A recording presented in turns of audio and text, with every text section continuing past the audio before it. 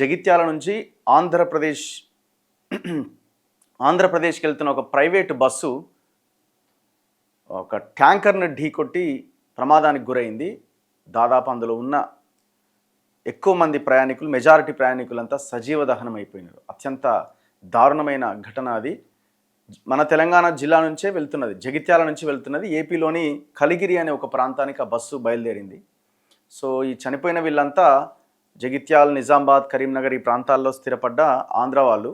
పాపం వాళ్ళు ఉపాధి కోసం ఇక్కడ వచ్చారు. వాళ్ళు వేరే వేరే కార్యక్రమాల కోసం వాళ్ళ గ్రామానికి, వాళ్ళ ఊర్లకు వెళ్తున్న క్రమంలో ఈ భయంకరమైన ప్రమాదం జరిగింది. మరో బస్సు ప్రమాదం ఇది. రీసెంట్గా మనం వికారాబాద్ దగ్గర చూసినాం. కంకర లోడ్తో వెళ్తున్న ఒక టిప్పర్ బస్సు ఢీకొని ఎంత భారీ ప్రమాదం జరిగిందో, ఎంతమంది ప్రాణాలు కోల్పోయారు. ఇది మరో ఘటన. సో రెగ్యులర్గా ఇవి జరుగుతూ ఉన్నాయి.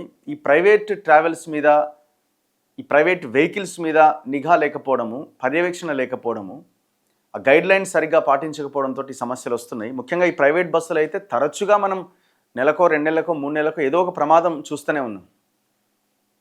బిజినెస్ అయిపోయింది. ఈ ట్రావెల్స్ నిర్వహించే వాళ్ళంతా ఎవరు? ఒకరు పొలిటికల్ ఇన్ఫ్లుయెన్స్తో ఉన్న రాజకీయ నాయకులవో లేకపోతే వాళ్ళవో వీళ్ళవో ఉంటాయి.